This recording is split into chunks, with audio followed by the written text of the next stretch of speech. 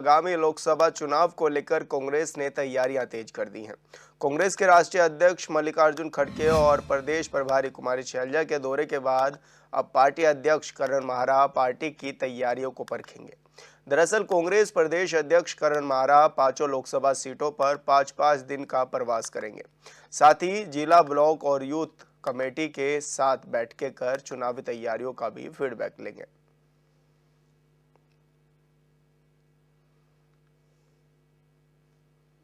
देखिए, राजनीतिक काम है, उनका काम अपनी पार्टी को स्ट्रेंथन करना है, मेरा काम अपनी पार्टी को स्ट्रेंथन करना है। उनका 23 रात्रि विश्राम, कई किस्म की चीजें रोज आती रहती हैं और हमने देखा है कि अ, अमूमन बीजेपी केवल नारे की बात करती है। 5 गाँवों को गोद लेने की बात थी, आज उनके हालात क्या हैं? सारे पत्रकार जो हैं उसके वीडियोज़ बना रहे हैं, भेज रहे हैं। हालात बद से बदतर, वो गाँव और ज़्यादा बर्बाद हो गए। उसी तरीके से रात्रि विश्राम की अगर बात करें, भई रात्रि विश्राम तो कार्यकर्ताओं से मिलने के लिए, जनता से मिलने के लिए जनप्रतिनिधि को वैसे भी करना चाहिए। अब ठीक चुनाव से पहले क्यों? तो ये सारी चीज़ें बीजेपी के ड्रामे हैं जिसको लोग समझते हैं। और संवाददाता अरुण सैनी हमारे साथ लाइव जुड़ गए हैं। अरुण, क्या कुछ तैयारियां कांग्रेस में देखी जा रही है? लोकसभा चुनाव अब नजदीक है। लगता है अरुण का संपर्क हमसे टूट गया है। दोबारा जुड़ने की कोशिश करेंगे। तो आपको बता दें कि लोकसभा चुनाव की तैयारियों को लेकर कांग्रेस ने भी तैयारियां तेज कर दी हैं और अब जो प्रदेश अध्यक्ष है करण माहरा, वो पांचों लोकसभा सीटों पर 5-5 दिन प्रवास करेंगे। इस दौरान चुनावी तैयारियों को भी परखेंगे और कार्यकर्ताओं से बातचीत भी करेंगे। और अरुण सैनी ज़्यादा जानकारी के साथ हमारे साथ जुड़ गए हैं। अरुण, किस तरह की तैयारियां हैं कांग्रेस में और क्या माना जाए कि लोकसभा चुनाव के लिए अब कितनी तेजी कांग्रेस में देखी जा रही है?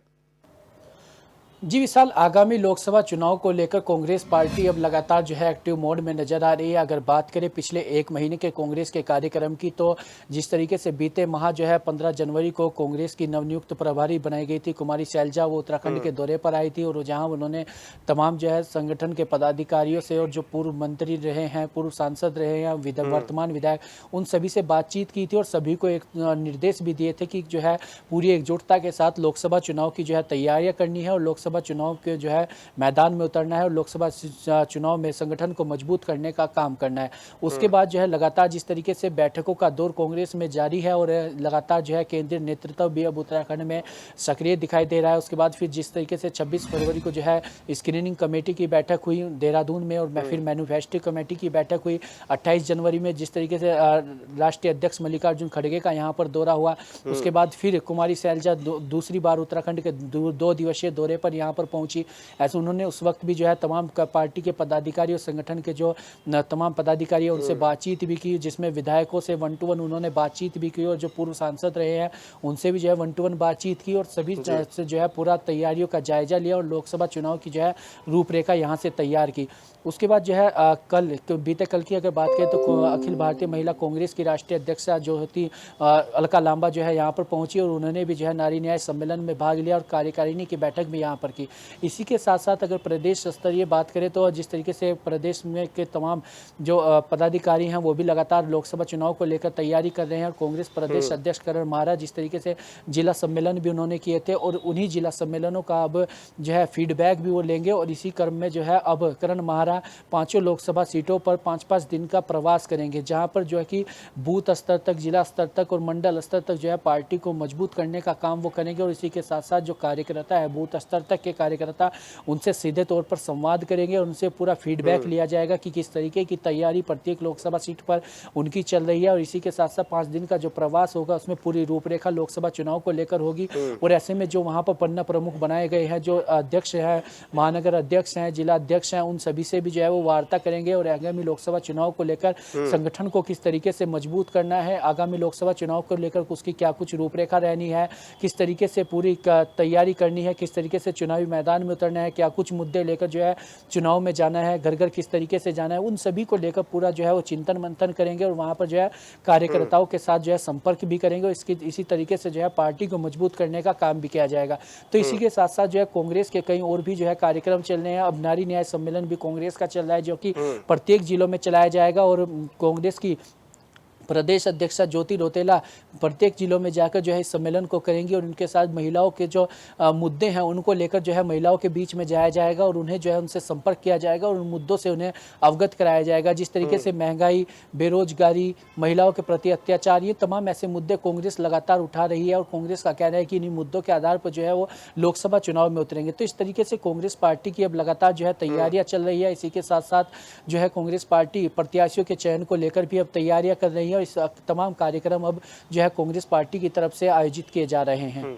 लेकिन अरुण, देखा जा रहा है कि जहां जहां पर बीजेपी चाहती है कि यहां से ये जो इंसान है वो चुनाव लड़े, लेकिन इच्छा कुछ और ही जाहिर हो रही है। चाहे वो हरिद्वार सीट पर हम देख ले, लगातार वहां पर सबसे ज्यादा जो कांग्रेस के प्रत्याशी के तौर पर लोग अपनी दावेदारी पेश कर रहे हैं। तो कहा जा सकता है कि जहां से पार्टी लड़ाना चाहती है वहां से ये नहीं लड़ना चाहते और ज़्यादातर फोकस उन सीटों पर है जहां पर ऑलरेडी बहुत ज़्यादा कैंडिडेट्स हैं। जी विशाल, अगर पांचों लोकसभा सीटों की अगर बात करें तो चाहे हरिद्वार लोकसभा सीट हो, चाहे पौड़ी लोकसभा सीट हो, अल्मोड़ा सीट हो, नैनीताल हो या टिहरी हो, सभी पांचों लोकसभा सीटों पर जो है कांग्रेस पार्टी की अगर बात करी जाए तो लगातार जिस तरीके से कांग्रेस के प्रदेश अध्यक्ष करण माला ने भी बयान दिया, उन्होंने भी कहा कि किसी सीट पर 12 दावेदार है, किसी सीट पर 10 दावेदार है, किसी पर 6, किसी पर 7, किसी पर 8। इस तरीके से जो है कांग्रेस पार्टी के पास जो है पर्याप्त दावेदार है और लगातार जो है जो वरिष्ठ नेताओं से लेकर पार्टी के जो कार्यकर्ता हैं वो भी अपने दावेदारी जो है पेश कर रहे हैं।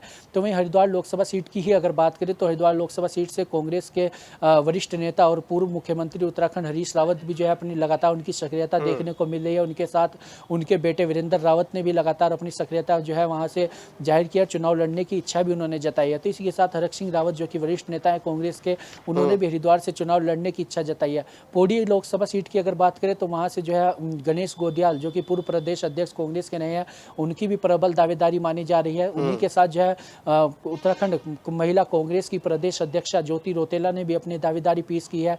उनके साथ जो है जो पूर्व में जिन्हें टिकट मिला मनीष खंडूड़ी, जिन्होंने चुनाव भी लड़ा था 2019 में, हालांकि वो हार गए थे, तो ऐसे में उनकी दावेदारी भी लगातार बढ़ रही है। इसी के साथ साथ कई और भी कार्यकर्ता है जो पौड़ी से जो है टिकट की मांग कर रहे हैं। तो वहीं टिहरी लोकसभा सीट की अगर बात की जाए तो टिहरी लोकसभा सीट से भी जो है प्रीतम सिंह प्रबल दावेदार माने जा रहे हैं। उनके साथ साथ जो है पार्टी महामंत्री जो है नवीन जोशी वो भी टिहरी से दावेदारी कर रहे हैं और कई और नेता भी जो है टिहरी से दावेदारी कर रहे हैं। तो इस तरीके से तमाम पांचों लोकसभा सीट पर कांग्रेस की तरफ से जो है किसी पर 7, किसी पर 8, किसी पर 9 जो है दावेदार लगातार अपनी दावेदारी कर रही है। हालांकि इसके लिए जो है स्क्रीनिंग कमेटी की बैठक कांग्रेस की तरफ से जो है लगातार की जा रही है।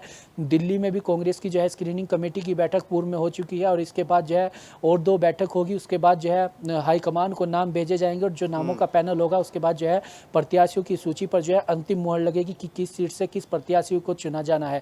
ऐसे में कांग्रेस पार्टी इसको लेकर भी जो है तैयारियां कर रही है और प्रत्येक लोकसभा सीट पर पर्यवेक्षक जो है वो भी तैनात कांग्रेस पार्टी ने किए थे, जिसमें कि हरिद्वार लोकसभा सीट से गणेश गोदियाल और टिहरी से जो है मंत्री प्रसाद नैथानी। तो इस तरीके से जो है तमाम पर्यवेक्षक भी जो है कांग्रेस पार्टी की तरफ से तैयार किया, जो कि प्रत्येक संसदीय क्षेत्र में, जिस संसदीय क्षेत्र का उन्हें जो है पर्यवेक्षक बनाया है, वहां पर जा रहे हैं और जनता से रायशुमारी कर रहे हैं और उसके बाद जो है जनता किस प्रत्याशियों को देखना चाहती है, कौन प्रत्याशी वहां पर अच्छे से प्रदर्शन कर सकता है, कौन पार्टी को जिता सकता है, कौन जिताऊ कैंडिडेट हो सकता है, इसको लेकर पूरा चिंतन मंथन पार्टी की तरफ से किया जा रहा है। और ऐसे में जो बैठकें हो रही है उसके बाद जो हाईकमान की अंतिम मोहर के बाद ही स्पष्ट हो पाएगा कि आखिर कांग्रेस पार्टी की तरफ से इस बार पांचों लोकसभा सीटों पर कौन कौन प्रत्याशी चुनाव लड़ने जा रहा है। बिल्कुल अरुण, बहुत बहुत शुक्रिया आपका हमारे साथ जुड़ने के लिए और दर्शकों तक जानकारी साझा करने के लिए।